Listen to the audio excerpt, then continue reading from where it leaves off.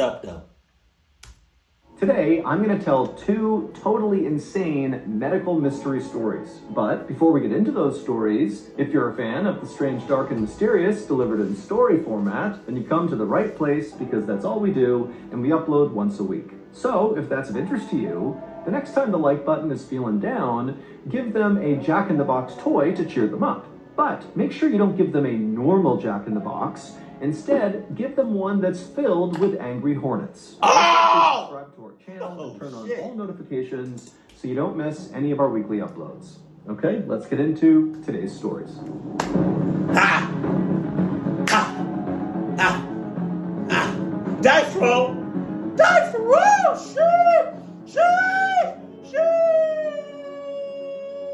On November 2nd, 1848, a German doctor named Karl Heinrich August von Bureau was just opening up his private medical practice in East Prussia when a teenage boy burst in through the doors looking totally frantic. Before the doctor could ask any questions, the teenager blurted out that another boy in town needed his help right now. When the doctor asked, what does the boy need? The teenager would say, well, the boy is honking like a goose. For a second, Dr. von Bureau thought this might be a joke, but then he saw the look on the teenager's face, and he could tell he was very upset and very serious. So the doctor grabbed his bag, and he ran outside with the teenager, and they hailed a horse and carriage, and they told the driver to hurry up. When Dr. von Bureau and this teenager arrived at the honking boy's house, the honking boy's mother came running outside looking totally flustered, and she flagged down the doctor and then brought him inside her house. And as she led the doctor through the home towards her son's bedroom, she explained what was going on.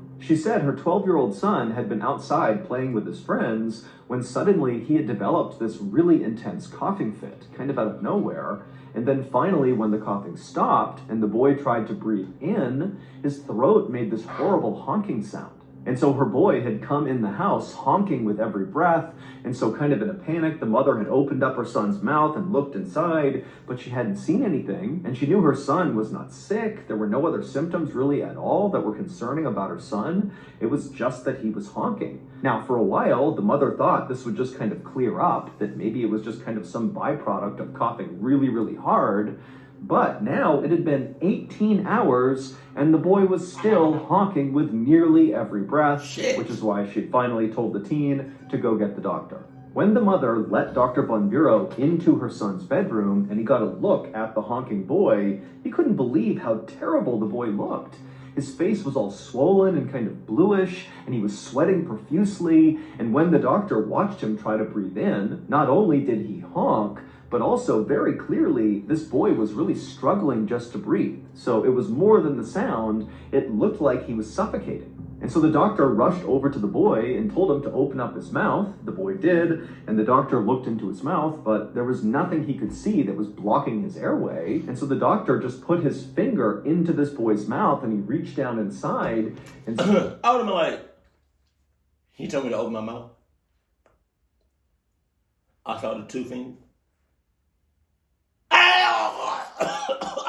I'm good, thank you, Jesus. I'm good. Back the hell up. I'm good. It's a miracle. I don't know how the hell I'm good. I'm good. You can back the hell up, though. I'll fuck you up. Put your fingers back in your pockets. Put your fingers back in your pockets. Thank you. Now I'm going to back up out of here. Okay? And then when I leave, then you can do whatever you want to the next person with those two fingers.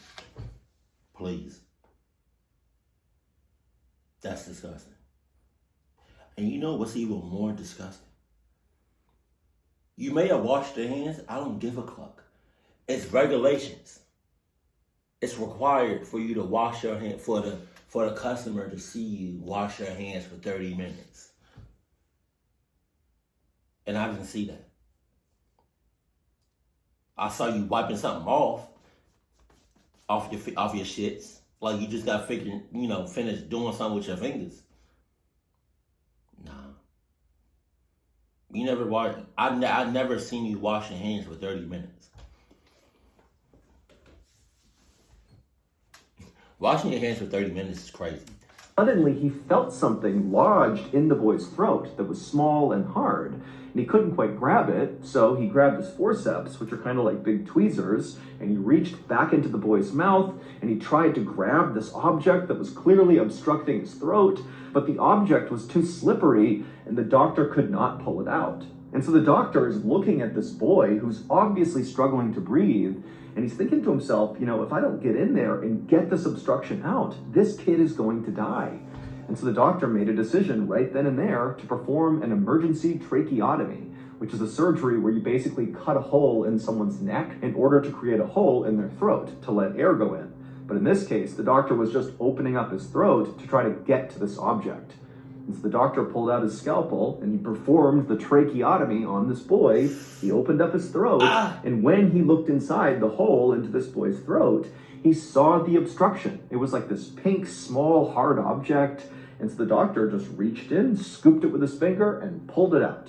And right away, the boy could breathe again. He was not honking anymore. It was obvious that this fixed the problem, but the doctor and the mother are just looking at this object in the doctor's hand, having no idea how to react to this because it made no sense. The object that was trapped in this boy's throat that was making him honk like a goose was a literal goose's larynx. Larynx is a hollow tube in your throat that helps you make sound. In humans, we call it the voice box. And right before this boy began honking, he was playing a game with his friends that involved taking recently severed goosenecks and blowing through them like they were trumpets. And at some point, as this boy was doing it, he began to cough for some reason. And on the inhale, during one of these coughing fits, he had this gooseneck in front of his mouth. And so when he inhaled suddenly, he inhaled the goose larynx. And so that was why he sounded like a goose. He literally had a goose's voice box in his throat. Luckily, the honking boy would make a full recovery.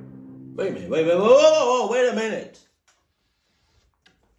If that thing makes a goose sound like that, so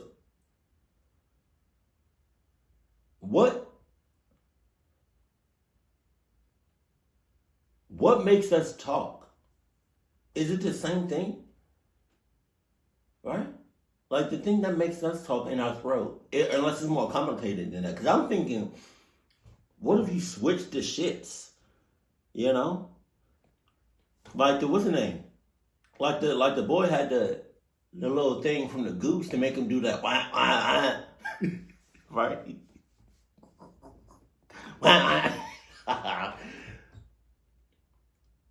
But then whatever makes us talk, can't you just put that in a goose and can they talk like us? I don't know. Maybe it's just a lot more complicated than that, or maybe that's not even possible. But I'm just saying.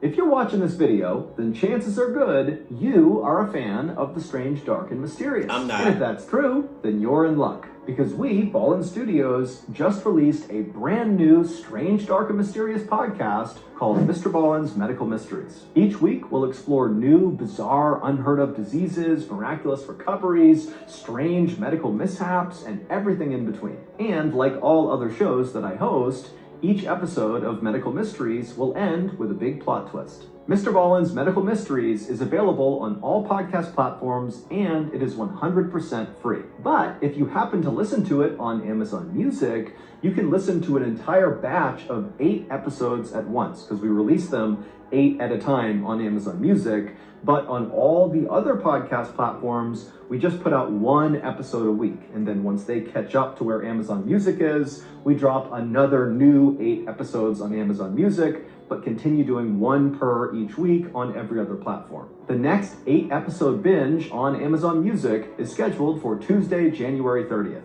So be sure you go check out Mr. Ballin's Medical Mysteries on Amazon Music or wherever else you get your podcasts. And make sure you stick around till the end of this YouTube video because we're going to play a sneak peek of this coming Tuesday's brand new episode of Mr. Ballin's Medical Mysteries, which is called The Curse of Veneto.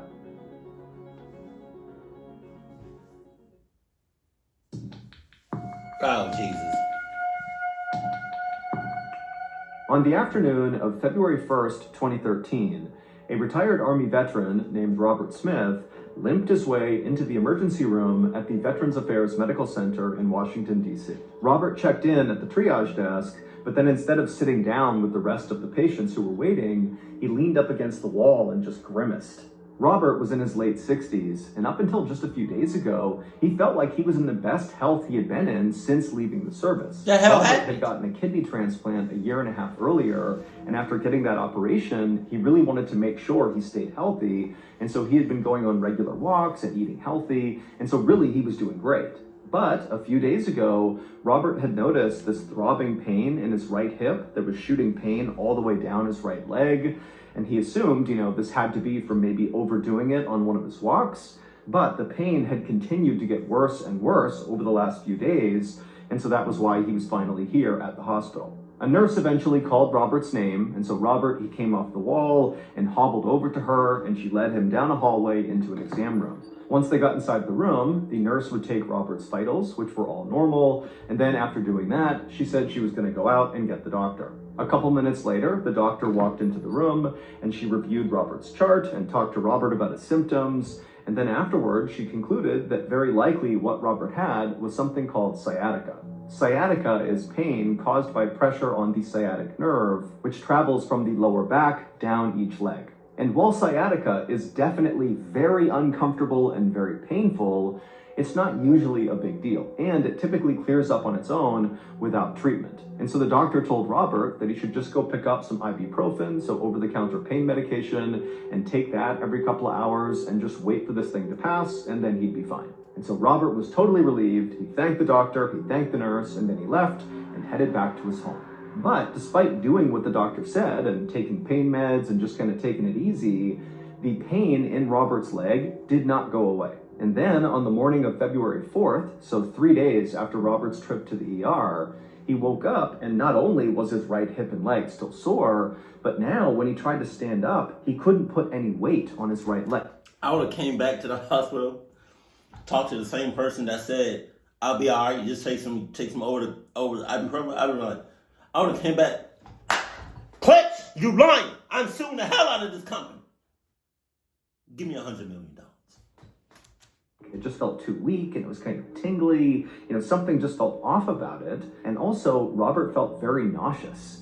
And so Robert told himself that, maybe what was going on here is he was taking too much ibuprofen and it was upsetting his stomach, and maybe it was also affecting his leg negatively or something. He didn't know. And so that day he just sat on the couch and watched TV trying to tell himself that he was okay. It's just sciatica, take a little less pain meds and you'll be okay.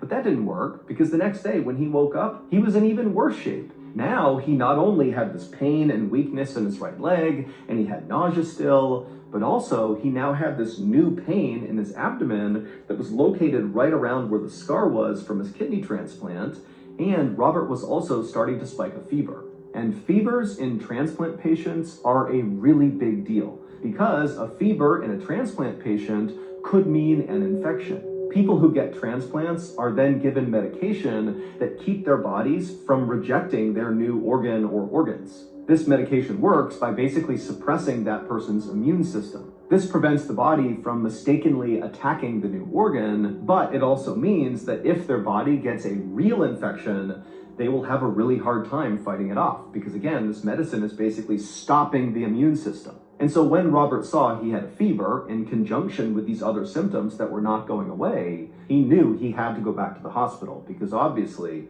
this was not just sciatica.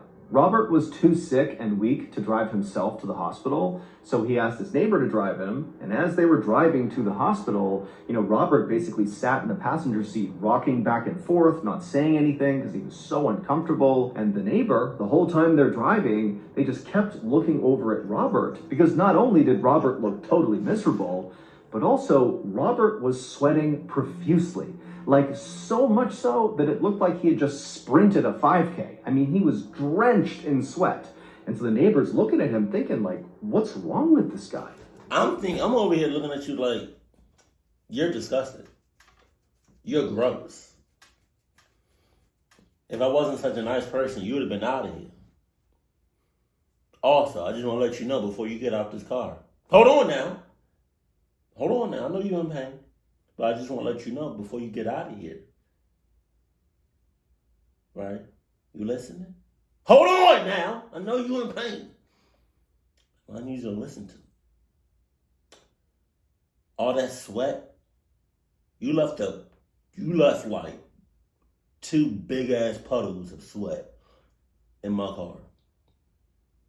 Right? Hold on now. I know you're in pain. I just want you to look. I want to let you know, right, that when you come back, I'm suing you for everything that you got. Yeah, and then some. So I'm good off for $10 million. You're gonna get out. Damn, he died.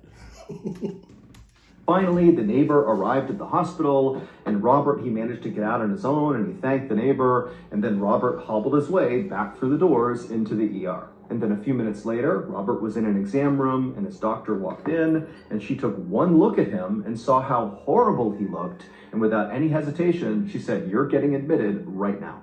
It was clear to Robert's doctors that he had some kind of virus or infection that his body was trying and failing to fight off. When they tested his blood, they saw his white blood cell count was elevated, which is a sign that the body's immune system is launching some kind of a response. But the doctors didn't know what his immune system was responding to. Even though Robert had this acute pain in his abdomen around the site of the kidney transplant, his kidneys seemed to be working just fine. And so whatever was going on with him didn't seem to be linked to his transplant. The profuse sweating did seem pretty odd, but considering Robert had a really high fever, it wasn't totally inexplicable. So I never knew that. So when you get a new organ, or when you get somebody else's organs because something is wrong with yours or yours is failing, or you get a transplant, I didn't know that. Like, I didn't know your body doesn't want other people's organs, so they try to fight it off. But at the same time, it's like it also affects your immune system. So when you get a kidney transplant, or when you get like some sort of transplant, and you taking somebody else's organs inside your body, it's like a 50-50. You fighting every day. Jesus. Robert's symptoms were weird, but kind of generic. They didn't tell the doctors specifically what was wrong with him. They just knew something was wrong. So they just hooked Robert up to an IV and began administering a broad spectrum antibiotic, which is something that treats a whole variety of different infections. And then after that, the doctors just began testing Robert over and over and over again for all these different things that could be the cause for his illness. But every test they ran came back negative. And at the same time, over the couple of weeks that they ran all these tests, Robert just kept getting sicker and sicker and sicker. His fever wasn't going away, he was still sweating profusely, his blood pressure was all over the map, and he had even begun drooling almost uncontrollably to the point where he didn't even speak because he was so embarrassed about it. But to the doctors, the scariest symptom that Robert was now showing 2 weeks into staying at the hospital was he was starting to act really confused. Like he didn't know where he was, he didn't know why he was there. And so that told the doctors that, whatever his body was fighting, it had made its way up into his brain. And so the doctors knew, Robert did not have much time left, but they had tried every test they could think of, and Robert had tested negative for all of them. And so, as kind of like a Hail Mary, because they had nothing to lose, the medical staff decided to just start testing Robert for basically completely random diseases that he almost certainly did not have. But basically, if any of these illnesses had a symptom that Robert had, they would test him for it. And all these tests came back negative, except for one. On February 22nd, so 17 days after Robert had been admitted to the hospital, this test came back positive, and when the doctors saw what he was testing positive for, they immediately assumed this has to be a mistake. There is no way he has that. However, the only way to truly confirm that diagnosis was to literally cut into Robert's brain, which would kill him. And so obviously they were not going to do that. So the doctors basically just had to take this diagnosis at face value, and they tried giving various medications to Robert, but it was obvious none of them were working. And so the doctors felt like there wasn't much they could do, and they just began focusing instead on keeping Robert comfortable. And then finally, on February 27th, so 22 days into Robert's stay at the hospital, he would die from this mystery illness.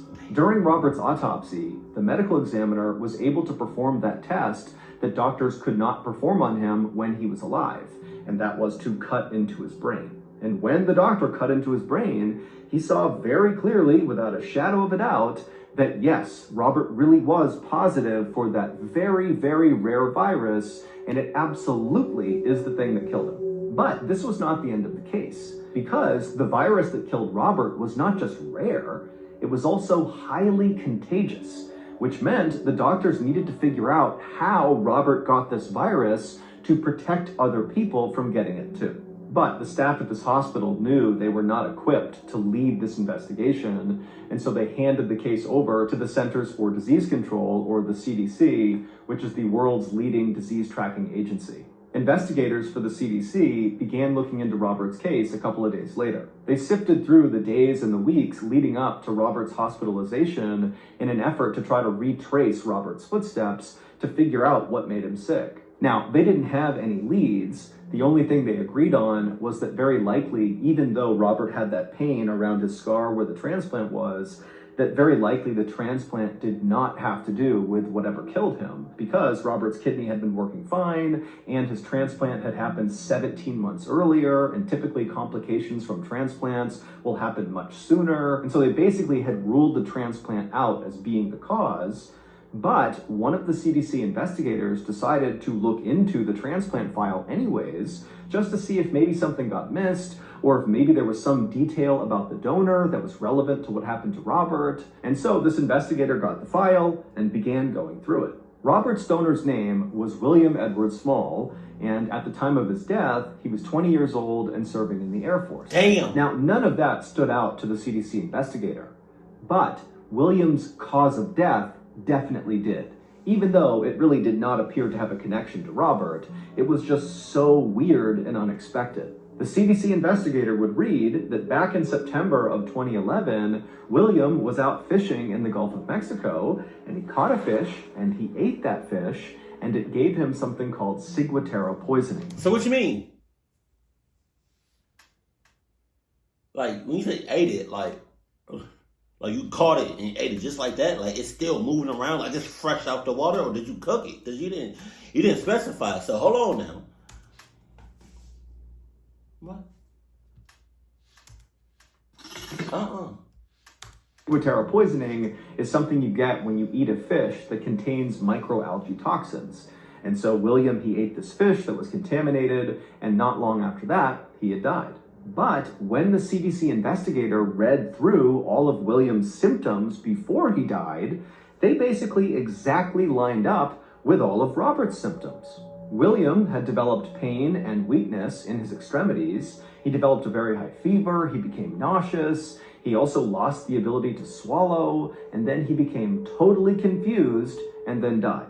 And so when the CDC investigators saw this incredible coincidence, she knew she was onto something, but first she would need more information about William. And so very quickly, the CDC got in touch with William's family, and they asked them all these questions about William. And finally, after hearing the answers from the family, the CDC finally figured out what actually happened to Robert and what actually happened to William. It would turn out William was not just a fisherman, he was also a hunter and a trapper. And he had a very specific way he would go about training his hunting dogs. He would capture wild raccoons and use them as live bait to train his hunting dogs how to hunt. Now, William was always very cautious with these wild raccoons, but in the year and a half leading up to his death, he was bit 2 different times by raccoons. And it was one of those 2 raccoon bites, not some toxic fish in the Gulf of Mexico, that killed William and killed Robert. Damn! William did not die from ciguatera poisoning. He died from rabies, and the rabies virus that was in his kidney was still present when it was taken out of his dead body and transplanted into Robert's body. And so that was how Robert got rabies. Rabies can look like the common flu at first. People feel achy and nauseous, they get fevers, their stomach starts to hurt. Some people affected by rabies will drool uncontrollably, like Robert, or they'll lose the ability to swallow, like William. But for everybody who contracts rabies and who does not get a vaccine right away, because a vaccine does stop rabies in the early stage, so if you don't do that, everybody dies. That's what rabies does to you. Shit. It kills you. Oh now, you'd think, maybe we should be testing organs for rabies before they get transplanted, but you got to remember that rabies is so rare. Only 1 or 2 people a year in the entire United States will die from rabies. And so it's just not something doctors are going to screen for, because the percentage chance that they could have rabies is basically 0. Ultimately, Robert was not the only person who received an organ transplant from William. There were 3 other people that received his organs. Luckily, though, the CDC was able to track those 3 people down, and all of them were totally healthy and not showing any signs of rabies, so either they didn't have it or they were super early stage, which meant they were eligible for the rabies vaccine. They all got the vaccine, and they lived happily ever after. Jesus Christ. As promised, here is a sneak peek of this coming Tuesday's brand new episode of Mr. Ballen's Medical Mysteries. The episode is titled The Curse of Veneto. Enjoy. In the summer of 1983, a middle-aged Italian man held his mother's hands as they swayed about on a dance floor. His mother was in her 90s and was not able to get out very much, so this was an extremely special occasion. And this particular dance floor was on a cruise ship sailing on the Mediterranean Sea. It was an unbelievable experience he knew they would never forget. Then a slow song came on, and as they danced together, the man began to feel abnormally hot. Sweat ran down his chest and underneath his tuxedo jacket, his hair stuck to his neck, and when he touched his forehead, his hand came away wet. He told his mother he'd be right back, and then he left the dance floor, took off his jacket, and walked to the cruise deck, hoping the ocean breeze would cool him down. But when he got up there, he didn't cool down, and instead he just kept on sweating until his dress shirt was completely drenched. The man finally just ran to a bathroom in one of the cruise ship's long hallways, and he ran right over to the sink, turned on the cold water, and splashed it on his face. But when he looked up at his reflection, he couldn't believe what he was seeing. Not because of how much he was sweating, but because when he looked at his eyes, he could see his pupils had shrunk to 2 tiny pinpricks. Suddenly, he knew exactly what was wrong. He stared at his sweaty reflection and told himself he would go back out there on the dance floor and he would enjoy this night with his mother. He had to make every second count, because he was certain he'd be dead within a year. Jesus Christ. I think what would have helped the last story, like the second story, is if you wasn't out there with the wildlife. So, question, like, if humans happens to get rabies from, like, the animals, like the wildlife, like the animals out there in the wild, do the rabies that the animals that already have rabies, are they going to die too? Or does it affect humans differently? Then, like, does it affect both the animal and the humans differently? But that shit could have been avoided if he wasn't just out there. You messing with raccoons and shit. I seen some videos of like these heartfelt, little like a family of raccoons in a dumpster. They look so peaceful. They look so but at the same time, they wild. They wild animals. And ready to attack at any given moment. Keep playing with them. And that's what happens. Right. So he said, that rabies are contagious. But so say for instance, I got rabies. Does it only affect a person if you do like an organ transplant? Or if I got rabies, if I kiss somebody, do they get affected like that? Because honestly, that seems like, I'm surprised one or two people died from rabies in America. Man, I feel like one day it might be a pandemic of rabies. Can you imagine? Like you had, because every 100 years or so, a worldly pandemic happens, which is weird. You would think it would, like, that's weird, but we're not going. Every 100 years or so, a worldly pandemic happens. So the COVID happened in 2019, 2020. I don't know what was the pandemic prior to that, but 100 years from now, well, at least from when COVID started, which was late 2019, 2020. What's 100 years from then?